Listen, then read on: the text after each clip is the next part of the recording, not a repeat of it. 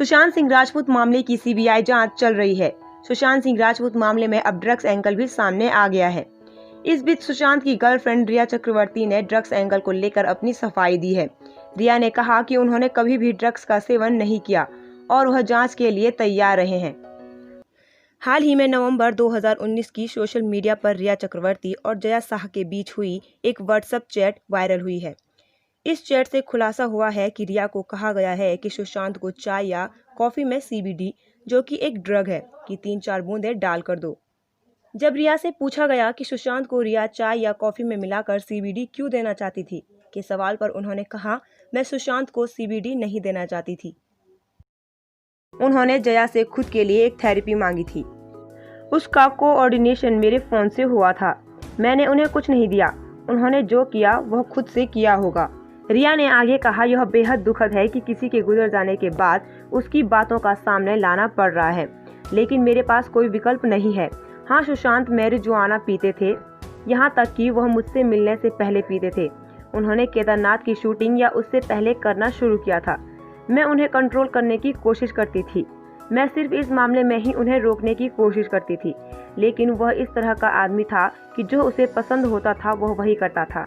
मैं उसे ड्रग्स लेने के लिए कभी प्रेरित नहीं करती थी। मैंने उसे रोकने की कोशिश की।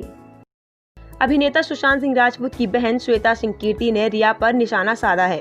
श्वेता ने कहा, तुम में इतनी हिम्मत है कि मीडिया के सामने आकर मेरे भाई की मौत के बाद उसकी पवित्र छवि को खराब करो। तुम्हें क्या लगता है भगवान नहीं देख रहा है जो तुमने किया है?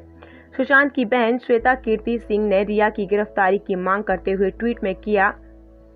उन्होंने लिखा, काश मेरा भाई उस लड़की से कभी नहीं मिलता, बिना उसकी मर्जी के ड्रग्स देना और फिर उसे यकीन दिलाना कि तुम बीमार हो और फिर उसे मनोचिकित्सक के पास ले जाना। किस स्तर की ये हेराफेरी है। आपको बता दें कि सुशांत सिंह राजपूत मामले की सीबीआई जांच चल रही है। सुशांत केस में रिया के साथ उनके परिवार वाले भी सवालों के घेरे में हैं। ईडी ने रिया के पिता को समन भी जारी किया है। अब अंकिता लोखंडे ने सोशल मीडिया पर रिया के इस सभी दावों को खारिज करते हुए एक स्पष्टीकरण जारी किया है। अंकिता लिखती है, मैंने अभी तक सभी इंटरव्यूज में एक ही बात कही है। जब मैं और सुशांत साथ थे वह किसी भी तरह का डिप्रेशन में नहीं थे।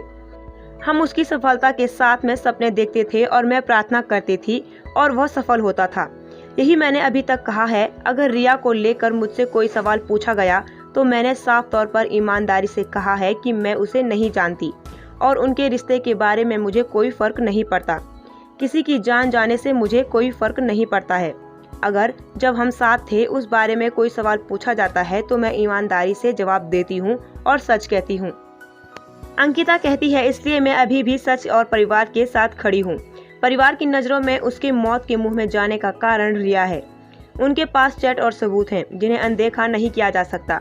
मैं परिवार के साथ हूँ और अंत तक रहूंगी। आपका इस बारे में क्या कहना है?